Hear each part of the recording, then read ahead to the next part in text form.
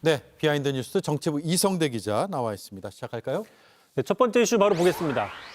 나의 적은 나 자신. 자, 지금 오선의 나경원 의원이 어제 법사위에서 초선들은 가만히 앉아 있으라 발언, 오늘까지 논란이 이어지고 있습니다. 예. 당장 민주당에서는 초선 비하 발언이라면서 윤리위원회에 제소하겠다까지 이야기를 하고 있는데요. 자, 일단 논란이 되던 발언 먼저 듣고 시작하겠습니다. 예. 초선은 가만히 앉아 있어.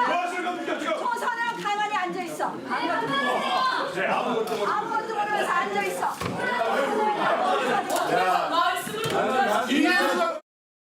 자, 참고로 국회의원은 같은 헌법기관이라서 공개적으로 몇 선이냐, 다시 하기면 선후배처럼 서열이 어떻게 되느냐 물어보는 것은 좀 문제가 있다라는 비판이 나오는 겁니다. 예. 나경원 의원이 법사위 간사로 지명됐을 때부터 대치가 심화될 거다 이런 전망들은 있었죠. 그런데 어제 장면은 예상을 훌쩍 뛰어넘는 것 같습니다. 그렇습니다. 자, 그런데 나경원 의원이 불과 1년 전에는 초선들 가만히 있지 말아라.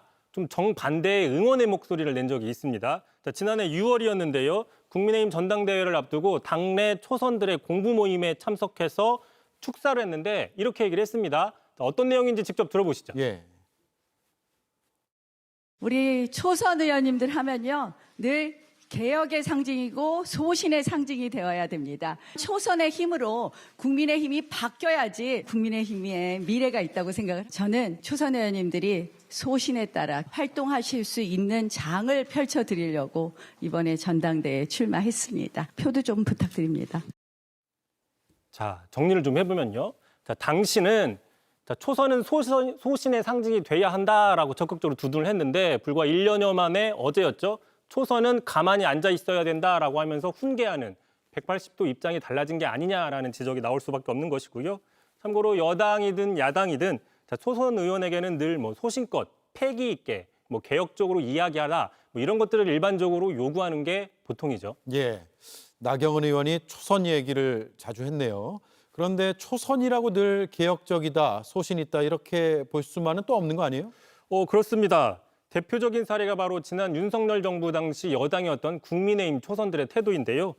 지난 2023년 초였습니다. 당시 국민의힘이 전당대회를 앞두고 나경원 의원이 상당히 지지율이 높았지만 결국 불출마로 결정을 했었습니다. 자, 그보다 앞서서 약 50여 명의 국민의힘 초선 의원들이 나경원 의원이 자기 정치를 한다면서 윤 전 대통령에게 사과하라 공개적으로 비판하는 이른바 연판장 사태가 일어났던 것이죠. 예. 다 알려져 있었지만 결국 이 연판장 사태로 출마를 접었고 김기현, 장제원, 이른바 김장연대로 김기현 대표 체제가 출범을 했습니다.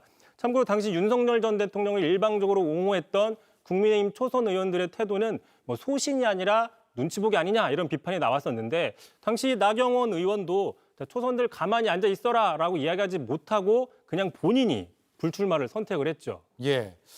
이렇게 보니까 초선과 인연이 많은 것 같습니다. 그런데 당시에 국민의힘 여당 초선 의원들이 오히려 앞장서서 윤 전 대통령을 옹호해서 그런 것들이 하나씩 쌓이면서 이른바 불법 계엄 사태로 이어졌다는 분석도 있죠. 그렇습니다. 그리고 또 말씀하신 것처럼 나경원 의원 눈에 띄는 점이요. 자, 그동안 당대표 선거 출마해서 떨어진 적이 있었는데 2번 정도 있었는데 당시 모두 상대방이 그 초선보다 급이 낮은 그러니까 영선, 다시 얘기하면 원외 인사들이었습니다. 예. 참고로 지난 2021년 영선이었던 마삼 중이었죠. 마이너스 3선 중진으로 불렸던 이준석 대표한테 패했고 지난해 전당대회 당시에는 역시 영선이었던 한동훈 전 대표한테 패배한 적이 있습니다. 예. 깨알같이 찾아왔네요. JTBC 뉴스를 시청해 주셔서 고맙습니다. 저희는 저녁 6시 30분 뉴스룸에서 뵙겠습니다.